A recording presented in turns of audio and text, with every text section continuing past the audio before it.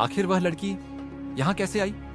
वह हैरान था कि लड़की उसका पीछा कर रही थी या फिर लड़की यहीं पर रहती है। उसे कुछ समझ नहीं आ रही थी क्योंकि वह शदीद उलझन का शिकार था। सारा सामान लेकर घर आ गया था, लेकिन हकीकत बात तो यह थी कि जो कुछ उसके साथ हो रहा था उस बना पर वह शदीद बेचैनी और बेसुकूनी महसूस कर रहा था। रात होती तो उस लड़की के रोने की आवाज उसके कानों में आती, जिसकी आवाज सुनकर वह बेचैन हो जाता। जैसे ही खिड़की खोलकर देखता तो दरख्त के नीचे बैठी हुई वह लड़की लंबे लंबे बाल खोले रोती हुई दिखाई देती। लेकिन मालिक ने सख्ती से कहा था कि वह अपने काम से काम रखे।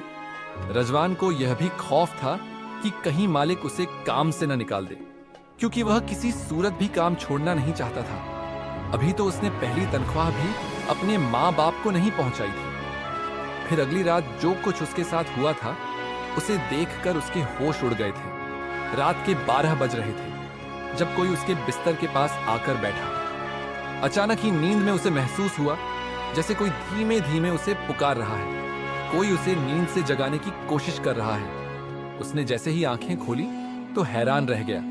वह लड़की उसके करीब बैठी थी, बिल्कुल उसके सामने। बिस्तर पर उसके लंबे लंबे बाल जमीन को छू रहे थे। सफेद रंग का लिबास पहने और पांव में जंजीर वैसे ही बंधी हुई थी। वह एक बेबस कैदी दिखाई देती थी। रजवान उसे देखकर खौफजदा हो गया और कांपते हुए लहजे में कहने लगा, कौन हो तुम और यहां क्या कर रही हो? वह लड़की उसे कहने लगी, मैंने तुम्हें अपना हमदर्द समझा था। तुमने मुझसे कहा था कि तुम मेरी मदद करोगे, मेरे पांव से यह जंजीरें आजाद कराओगे, लेकिन तुमने मेरी मदद नहीं की।